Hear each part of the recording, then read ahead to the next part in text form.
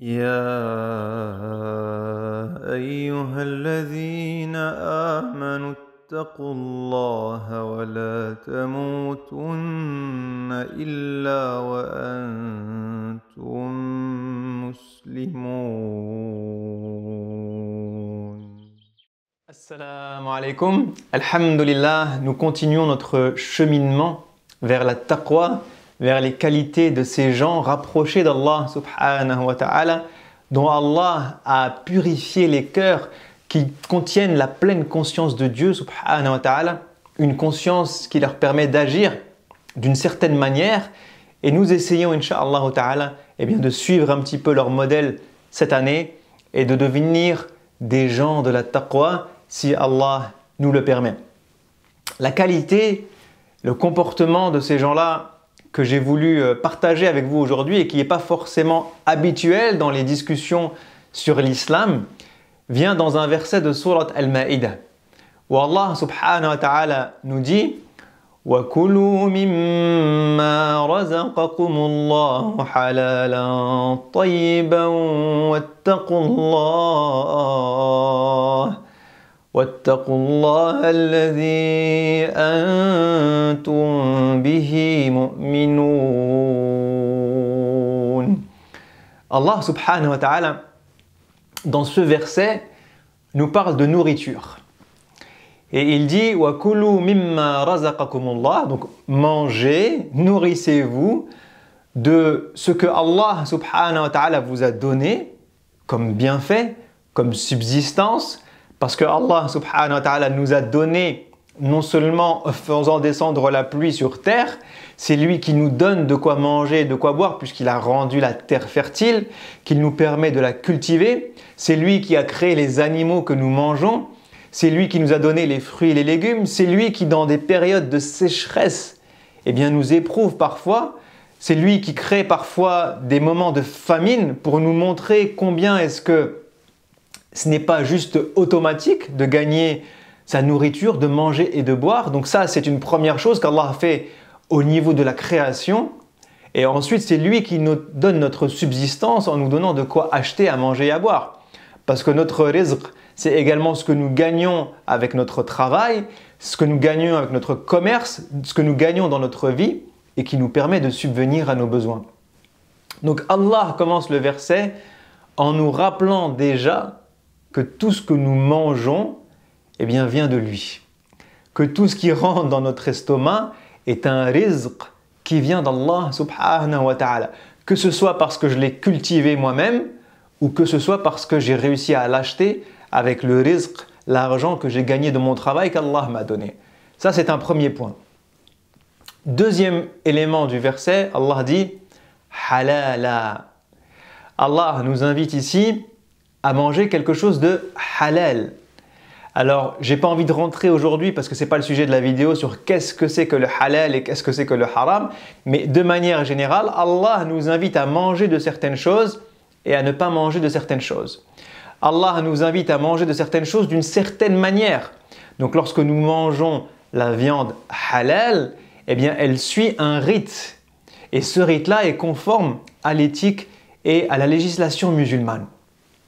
Mais je ne vais pas rentrer là-dedans.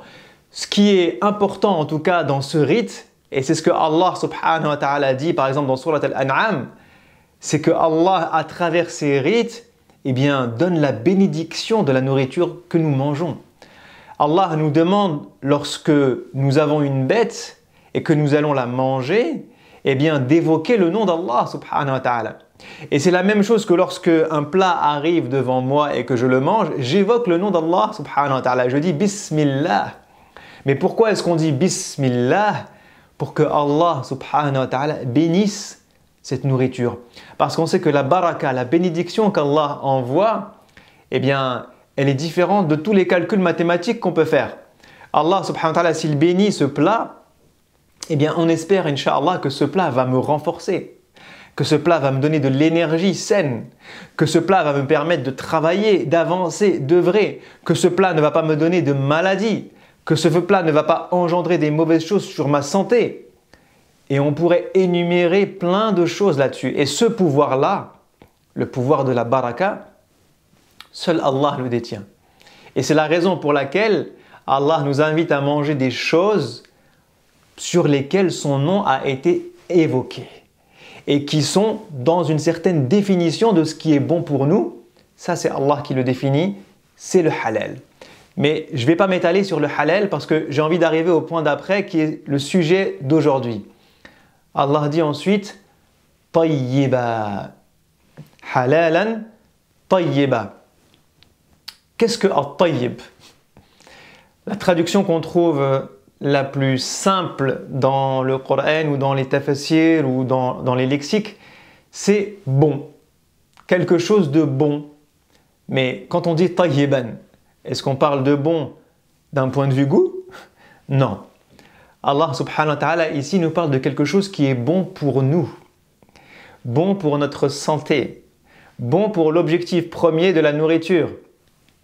Et c'est là où je voulais en venir aujourd'hui, c'est que Allah subhanahu wa ta'ala, eh bien, nous invite pas uniquement à manger des choses halal et ensuite à se gaver de n'importe quoi. Allah subhanahu wa ta'ala nous demande de manger des choses qui sont saines et bonnes pour notre santé. Et il dit, ça c'est pour les gens de la taqwa. Encore une fois, notre objectif aujourd'hui, c'est de cheminer vers les qualités des gens de la taqwa. Ces gens qui ont une pleine conscience de ce que Dieu attend d'eux. Et là, les gens de la taqwa ont une conscience que la grande majorité des musulmans n'ont pas, qui est que Allah nous demande de manger des choses saines et bonnes pour notre santé. Allah dit « tayyiba ». Mais pourquoi, ya Allah? Pourquoi est-ce que tu nous demandes de manger des choses qui sont saines? Pour plusieurs raisons. La première, c'est que quel est l'objectif de la nourriture? C'est bête comme question, mais est-ce que les musulmans se sont posé cette question? Lorsque vous lisez Ihya Ulumuddin, cette encyclopédie de spiritualité de l'imam al-Ghazali, eh bien, il a un chapitre entier sur la nourriture. Et à quoi ça sert de manger? Et comment manger et pourquoi manger? Et les savants, les érudits, les gens de la taqwa, ceux qui se rapprochent de Dieu, ont une conscience profonde du fait que la nourriture est l'essence de mon corps. C'est le carburant qui me fait avancer. C'est ce qui permet d'alimenter mes muscles, c'est ce qui permet d'alimenter mon cerveau, c'est ce qui permet d'alimenter mon sang, c'est ce qui permet d'alimenter mon énergie. Et donc lorsque je mange, c'est pour que mon corps puisse fonctionner de manière efficace. Pourquoi est-ce que j'ai besoin que mon corps fonctionne de manière efficace? Pour pouvoir travailler, pour me lever le matin, pour accomplir mes adorations, pour être concentré dans ma journée, pour être productif, pour être un être humain utile à la société. C'est ça la fonction de mon corps. C'est de m'accompagner dans ma mission d'être humain sur Terre.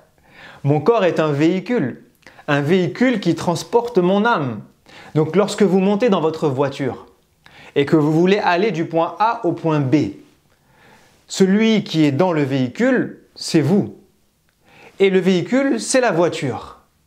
Et si vous avez envie de faire un voyage ou d'aller au travail ou de faire un trajet du point A au point B, eh bien vous allez remplir votre véhicule de carburant, mais vous allez aussi faire attention à ne pas conduire n'importe comment. Vous allez prendre soin de votre véhicule. Vous allez faire des rénovations. Vous allez faire de la maintenance. Vous allez l'emmener chez le garagiste une fois par an pour que le garagiste puisse lui faire une cure de jouvence, pour s'assurer que toute la mécanique fonctionne bien, que votre véhicule n'est pas malade, que votre véhicule n'est pas en train de tomber en ruine, que votre véhicule ne va pas vous lâcher en plein milieu de la route. Et qu'est-ce que vous faites aussi? Eh bien, vous lui mettez de l'essence, mais vous lui mettez la bonne essence que le moteur demande. Lorsque vous avez un moteur à essence, vous n'allez pas lui mettre du gasoil, vous n'allez pas le recharger à l'électricité. Vous avez une voiture électrique, vous n'allez pas lui mettre de l'essence. Subhanallah. Et donc, vous faites ce qu'il faut pour que votre véhicule puisse démarrer au quart de tour, que votre véhicule tienne la distance, que votre véhicule n'ait pas des choses qui clochent à l'intérieur, de la mécanique ou de l'électronique ou un problème d'huile ou de chauffe ou de je ne sais quoi, et que votre véhicule soit alimenté avec ce dont il a besoin pour avancer et pour démarrer et tenir. C'est ça dont vous avez besoin. Et bien maintenant, vous allez transposer tout ça à votre corps. Et vous vous dites, mon corps, c'est le véhicule de mon âme. Qu'est-ce que veut mon âme? Mon âme a une mission à accomplir sur Terre. Sa mission, c'est d'adorer son Créateur et d'œuvrer pour le bien de la société. Ça se limite à ça. Mon âme, son boulot sur Terre, c'est créer un lien vertical avec Allah subhanahu wa ta'ala et créer un lien horizontal avec les autres créatures, avec l'humanité, avec tout ce qui m'entoure, en œuvrant et en faisant le bien. Et donc mon âme, pour faire ça, tout comme la voiture qui m'emmène d'un point A en point B, a besoin que je l'alimente avec la bonne nourriture. Mais si mon âme veut de la nourriture saine, et que moi je donne à mon corps du fast-food, eh bien c'est normal que mon corps devienne malade. Si je donne à mon corps du sucre et du gras à longueur de journée, c'est normal que j'ai des caillots, c'est normal que je devienne diabétique, c'est normal que j'ai des coups de barre, c'est normal que j'ai envie de faire la sieste pendant des heures, c'est normal que j'arrive pas à me réveiller le matin. Subhanallah, combien de gens n'arrivent pas à se réveiller à la prière du Fajr parce qu'ils ont mangé n'importe quoi la veille, parce qu'ils ont mangé à une heure tardive, parce qu'ils ont mangé trop par rapport à ce que leur corps est capable de supporter. Lorsque vous mettez de l'essence dans votre voiture et que vous arrivez au bout du volume du réservoir, ça s'arrête. Je ne peux pas remplir plus.